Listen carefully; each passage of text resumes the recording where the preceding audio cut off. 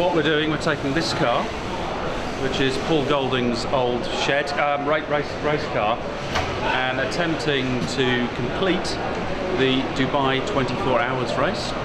I think the inspiration for this partly came from doing 1,000 kilometres of Brands last year, where the cars lasted really well. And after that, the decision was taken by Mr. Golding, the aforementioned, to try and get this car around for 24 hours. So it's a bit new territory. I've certainly never done a 24-hour race. This car hasn't, this team hasn't, but got a lot of great people behind us, as you can see, literally behind me, led by Golding, Essex Autosport, Mr. Williams involved as well, and all really excited. The drivers are myself, Pete Story, Simon Phillips, and Ken Savage. All of us veterans of the Lotus on Track series, and we're looking forward to ragging it senseless, and hopefully, if we're very lucky, we're going to make it get over the line and then explode and never be used again, which would be perfect. 3,000 miles and 30 degrees away from the usual hunting ground, Team Lotus Elise Trophy here in the United Arab Emirates for the 6th running of the Dunlop 24 Hours of Dubai.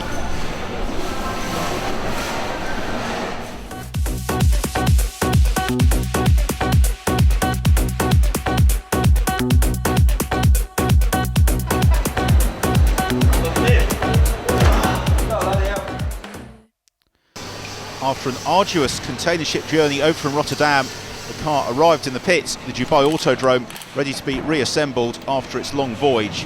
This was to prepare the car for scrutineering, where it was going to be weighed, checked for safety, and then giving the drivers and the team the opportunity to size themselves up against the other 89 cars lining up on the grid.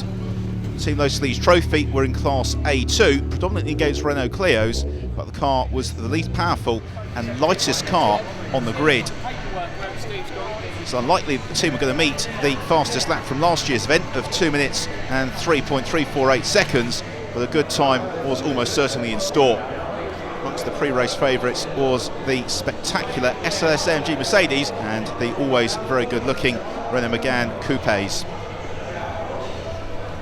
Scrutineering with 90 cars was always going to be a very busy affair. The field snaking out around the paddock, and the diminutive Lotus Elise sitting there waiting for its turn to be checked over by the Dutch organisers. Maybe the orange paint scheme was going to curry favour. As scrutiny was going on, the scrutineers engaged in quite a lengthy discussion to do with the safety harness, which managed to slip down in between the seat in the Elise, and therefore the scrutineers couldn't find it and were on the cusp of failing the car. After much hand waving, the scrutineer came back over, found the missing harness.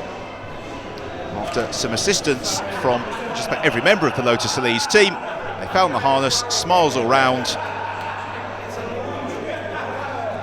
and with a couple of final checks done to the car, scrutineer more than happy to pass it to compete in the 6th Dubai 24 Hours. The all-important pass sticker coming onto the windscreen, smiles all around, tap on the roof, and away we go.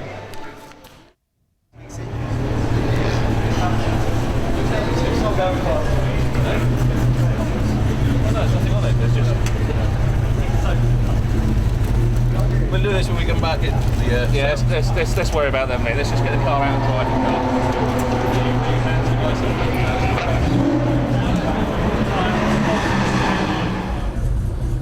Don't bin it, said the team to Andrew Walsh as he drove through the garage and out onto the Dubai Autodrome for the car's first running of the meeting. The fantastic facility, the new challenge for Lotus Elise, as Andrew accelerated down pit lane and out onto the circuit for the first time. This meant that the team were nervously standing outside the garage, waiting for Andrew to safely complete his first couple of laps on a very busy circuit, crammed with exotica, as 90 cars were out on track, getting in some vital pre-race running. First run completed, Andrew came back into the pits, where the Dunlop tyre technician was soon to pounce to check out the slick tyres that the car was running for the first time. Although the first run was largely problem 3, a problem was detected with second gear. This gearbox was to be changed anyway for the race, but that left the team with no spare. Therefore, a luckless girlfriend was detailed to pick up the spare gearbox, book into a flight and take 48 kilos of hand luggage across to the Middle East to give the team a spare gearbox in time for the race, although there was no hours overlap from the race starting and the flight landing. Aside from that, the team were largely happy with how initial testing were going, although there was some fairly detailed debriefing from test driver Andrew to the race drivers. With 43 hours to go until the race start, the team got hard at work preparing the car for qualifying.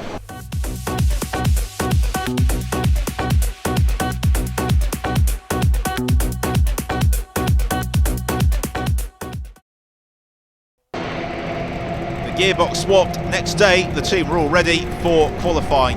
They had 90 minutes with which to set their mark. It was Pete Story who led the charge out of the pit lane. The first hour of qualifying was given over to all of the teams being out on track, and then there was a further 30 minutes for some of the smaller classes to get in some additional running as well. So plenty of opportunity for all 4 drivers to get in the required number of laps to qualify. As you can see, it's a very busy pit lane.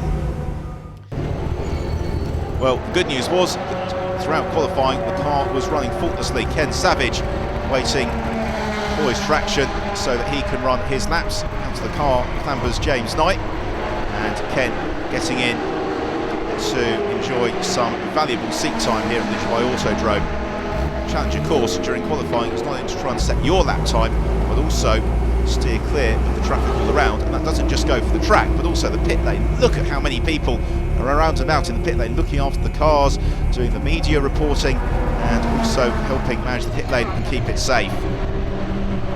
Drivers constantly swapping throughout the qualifying period as Simon takes us over the line, completing a lap along past the pit barriers. You can see the speed differential between the Elise and some of the other cars in the field for the 6th Dunlop 24 Hours of Dubai. Down the hill into turn 1, mind the BMW coming out of the pit lane, down the gears and through the right-hander. The sessions went on and the sands got cleared from the track, a racing line emerged and the track was just getting faster and faster. Superb facility, the Dubai Autodrome, sitting in the rolling hills just outside the city of Dubai, next to the new Ferrari World theme park. So we're a motorsports mecca that is being developed in Dubai. Well, the fastest time in qualifying came from James Knight. We now ride with James as he takes us for a lap of the Dubai Autodrome. Okay, so qualifying for the Dubai 24 Hours race. Obviously the objective is to keep the car safe, not be a hero. We've got 24 hours to get through, hadn't had a lot of time on the circuit either, so those gratuitous excuses aside, let's break downhill the first corner. Loads of grip from those sticky slick tyres which we got more and more used to over the race. Here the trick is to stay left or get left as early as possible, which I didn't do qualifying, hence a bit of a lift, but otherwise flat. This section was fantastic during the night, going uphill, although very slippery offline due to the marbles. Let the car breathe out to the left here for a very interesting corner. I clipped the apex in qualifying. The curb on the exit was vicious, so best avoided. Most important corner on the circuit coming up as it precedes the longest straight. Here I left it in third, drifted to the middle and turned in, got on the power nice and early. Try to use some of the slipstream from the car in front. I don't think so. During the night this straight was awesome. We've got all the faster cars coming streaming past you either side, absolutely amazing, although kind of wish I was in one of the quicker ones. Down here, heavy braking for a second gear hairpin, the first of the two. Don't go too far out to the left here because there's another left-hander coming up. Again, nice and easy. You won't see a lot of work on the wheel on these laps because the car had very sticky tyres and not a lot of power, so it's dead easy to drive, to be honest. And again, the second hairpin on the right here, floor it as early as possible because there's a bit of a mini straight coming up. It looks like it's got curves, but again with this car and this grip, it's flat out all the way. So twiddle your thumbs, think about what you might have for dinner, that sort of thing, maybe even a song. This corner was very annoying because ultra late apex really tightens on you. You couldn't get on the power early at all. think probably trying a bit too early. Again, a couple of right-handers here before the main straight, flat out from here, down to the final corner. Got to get on the power early again. I think I got on it a bit too early, missed the apex by a metre or two, and oops, small ball, yes. Rode the curb on exit, but over the line, and I think a 2:29, I think was probably another 4 or 5 seconds, but hey, I'm not Lewis Hamilton. He might not be Lewis Hamilton, but as race day dawned, does Lewis Hamilton have the full support of the Royal Marines of HMS Cumberland, who are as guests of Team Elise Trophy. French fighter pilot Jean-Baptiste acting as the grid girl as the team prepared for the start in the heat of the Dubai day.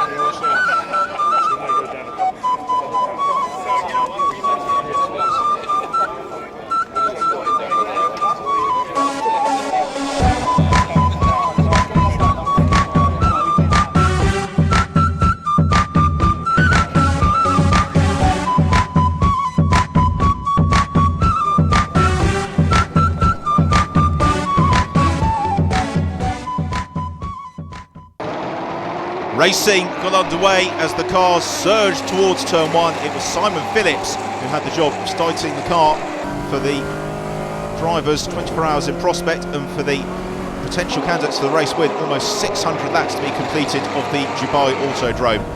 The little Elise was going to do a few less than that, as Phillips was kept very busy on the run downhill towards turn one. You can see the cars fanning out 3 abreast as Phillips moved down through the gears, safely negotiating the first corner, and then on his way for 24 hours of racing. The plan for Team Elise Trophy was to do 2-hour stints, and then each pit stop do some refuelling and change the drivers around. But 2 hours in the heat of Dubai was going to be hard work for the driver lineup. So the 4 drivers, 2 hours on, 6 hours off, could be a gruelling time. Even more so for the team, had to be on duty in the garage for the entire duration of the race. We saw how hard they worked in the build-up to it as well. We often say in motor racing, you can't win the race in the first lap, but you can certainly lose it, and that is no more true than the 24-hour race. And Simon Phillips, much to the relief of everybody back in the garages, safely negotiating the opening corners as the Evora charged up through the field from the back of the grid. You can see them weaving through the pack as Phillips was just managing his pace. Now got to the refuelling area, just giving an update on how the car's going. Yeah, he's in this lap, he's about 3/4 lap away, it's nearly ready.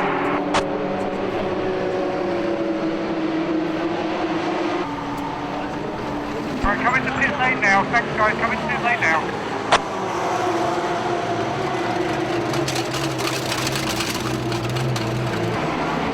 Straight in, straight in.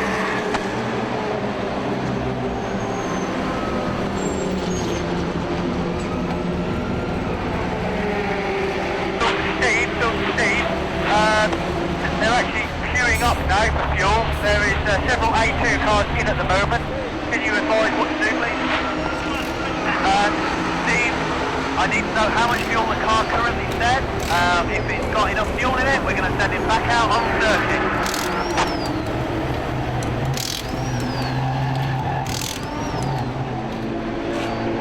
Can you hear me? I can hear you, Steve. How much fuel? How much fuel? How much fuel? Showing green.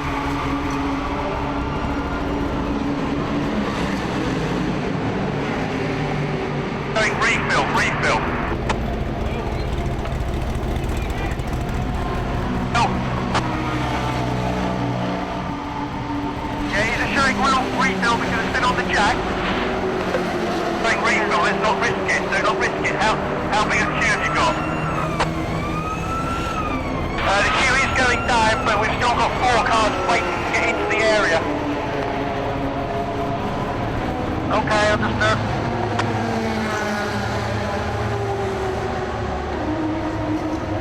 Guys, we have refill on dash. Do we risk it or do we wait for fuel? Everyone's coming in, send it down to the refueling station. Let's get in that queue. Ken, proceed to fueling, main speed limit. What's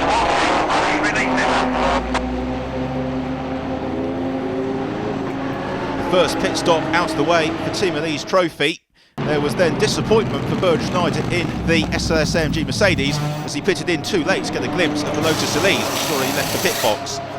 On the compressed air jacks, the team taking full advantage of the Goldwing doors for Schneider to slip out and the second driver to get in with a new set of fat slicks all around. A very slick pit stop from the team in the neighbouring garage to Team Elise trophy, who were watching on, camera phones to the ready as the Mercedes crew got to work.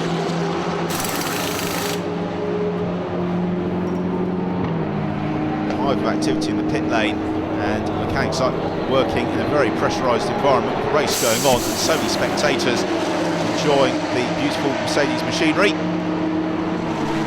And we were only 3.5 hours into the race at this point. There was still well over 20 hours of racing to go as the Mercedes successfully left the pit. Others were in all sorts of problems, this Clio having sustained a lot of damage to the front left.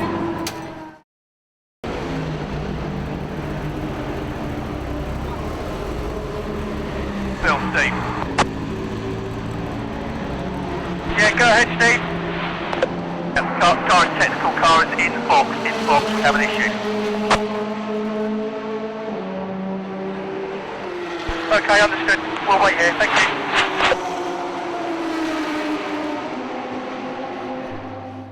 Main battery lead, large tag on alternator broken, so not an alternator change, just electrical wiring. We've just found a tag, working on it now. Well, fortunately the electrical problem didn't turn out to be too serious, and as that pit stop more or less coincided with the scheduled pit stop at the 4-hour mark anyway, it wasn't too much time lost. So the team back on track with just 20 hours of racing remaining. And we're not in car with Ross Swift here. The camera was knocked sideways due to some rather enthusiastic curb hopping from the drivers. So it's now Pete Story's turn to negotiate possibly the most challenging conditions of the race. And that is the Dubai sunset. The sun going down very quickly in the Middle East and really providing quite a lot of glare in the driver's eyes. You know it, the way that Pete Story is just smoothly threading the car around the Dubai Autodrome. And if you look out the windscreen there as well, you can see the amount of marbles and rubber that's now coming down on a well-worn racing line. Look into the bottom left of the screen as well, you can see the glare from the headlights of the cars behind as Pete gets passed by a Porsche and a Mercedes through the corner, and almost not knowing quite where to place the car, as then one of the Aston Martins blasts past him onto the straight. Darkness came down, so the incidents continued. The cars are behind the safety car. This is a code 60, which is the regulation in the Dubai 24 hours. That means the cars must proceed around the circuit at no more than 60 kilometres an hour, whilst the recovery teams get to work clearing up the incident. The Lotus staying on track with the fluorescent number, making it easy to pick out the 86 car. Throughout the night, the pit stops continued, and very strict regulations as well governed the number of mechanics who could work on the car at any one time. Essentially, it was 4 people wearing those fluorescent yellow waistcoats, very flattering the R2, plus one additional team member to clean the windscreen. And given that it was a manual jack and wheel nut operation here to change the slicks, it could be a reasonably lengthy pit stop. That said, the Elise a lot kinder on its tyres than some of the other cars in the race, and therefore tyre changes were far more infrequent. You can just see the inspection going on for the brake pad wear, and to make sure that all the car internals are working as planned as the windscreen continues to get a good rub. Each pit stop is taking something like 6 to 7 minutes, including fuel, so really a very slick operation. Pete Story giving the double thumbs up as he prepares to head out onto the circuit. It's one of the fantastic GANs finishes its pit stop. Into the night, lights ablaze, and you can see in car here with Ken just how little he can really see. Not unlike driving on the M6 at night, with cars flashing by on every side, and Ken being passed on one side and then the other as he comes along the back stretch here, Dubai Autodrome. Elise, as we said earlier, the least powerful car in the race, so being lapped was a fairly common occurrence. At the same time, Ken putting in some very strong lap times. It goes into the hairpin. This is one of those very strong lap times, so he lost the rear of the car. Unfortunately, wasn't tagged by anybody and was able to continue on his way without too many problems. Stint over, Ken came back into his pit area, having completed his stint, and 4 new slicks ready and waiting. Throughout the night, the team running very nicely indeed. The pit stops going to plan. The stints, despite the odd spinners we saw, without really too much drama.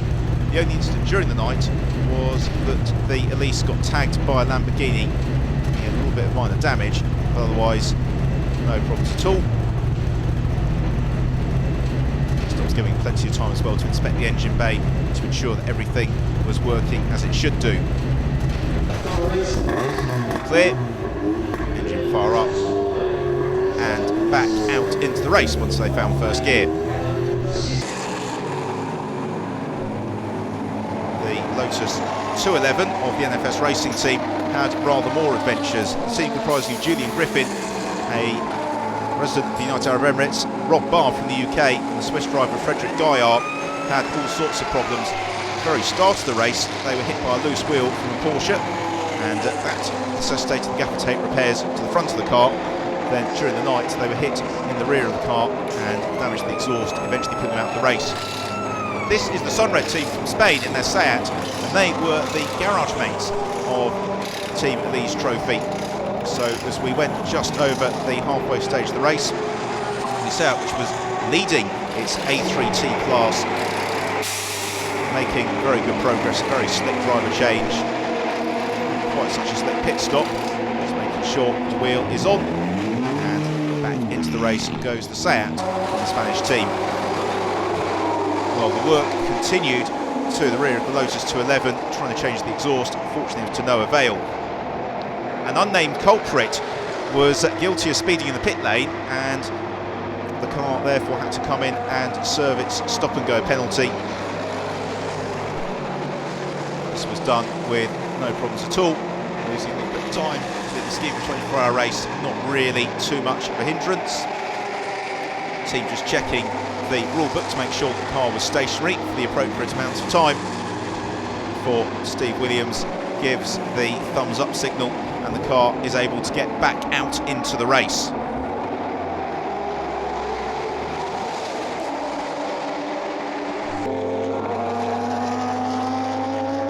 Throughout what seemed like an endless night, the Lotus continued to pound round and put in some very strong laps, and as we had completed almost 15 hours of racing, the Lotus was still going strong, really without too many major mechanical issues either along the way.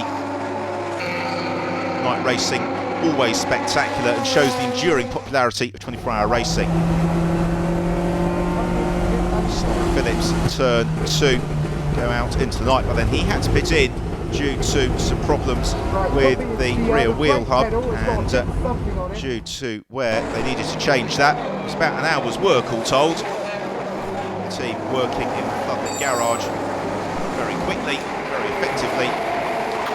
All the work done, and it was Ken Savage's turn to get strapped in the car and prepared to go out for the next stint.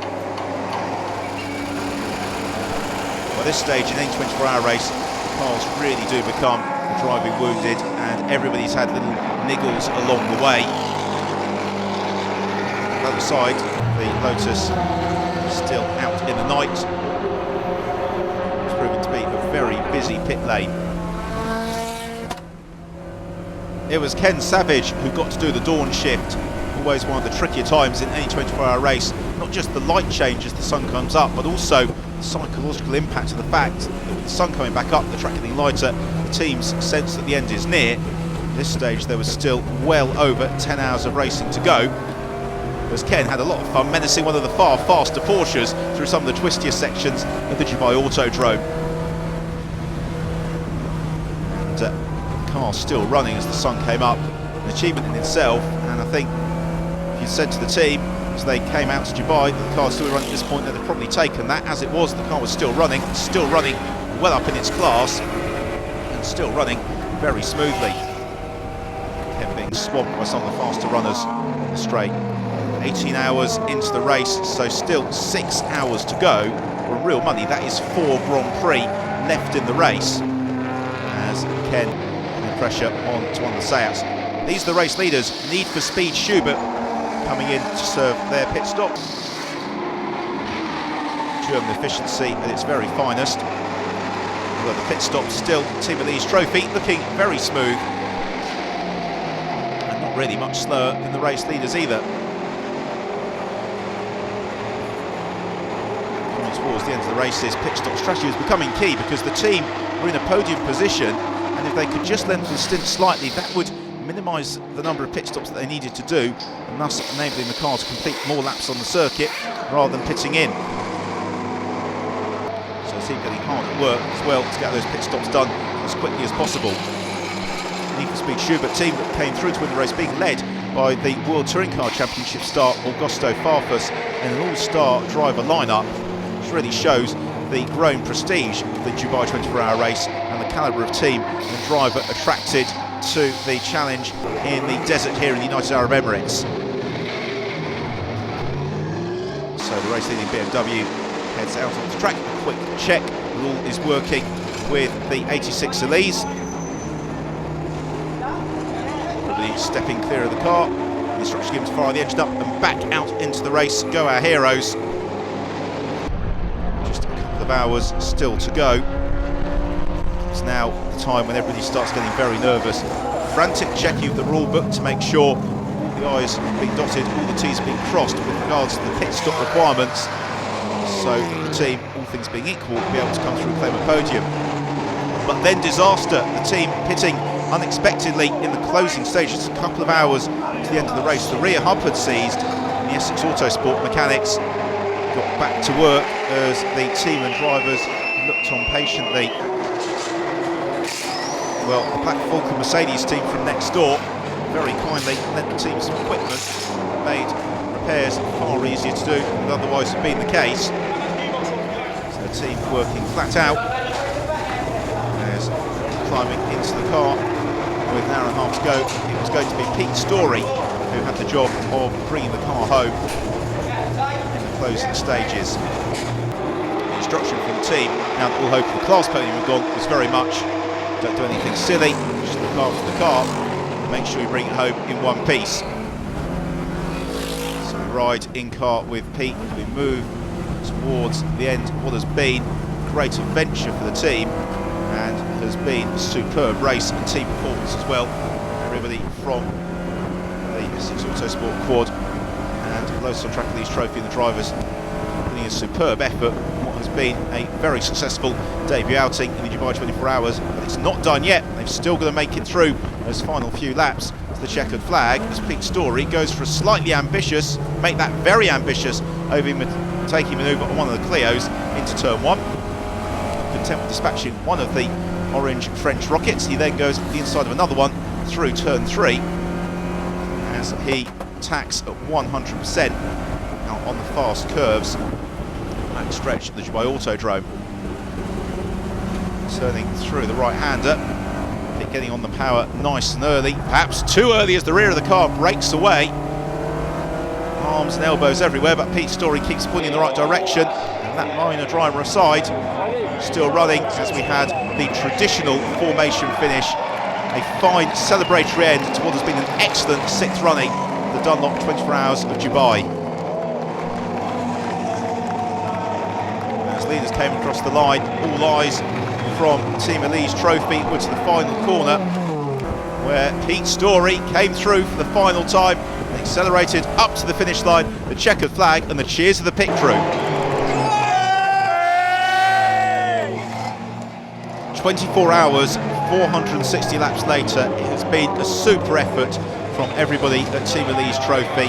Some very well-deserved handshakes. It's been a great race, and they prepare for their next challenge in Barcelona.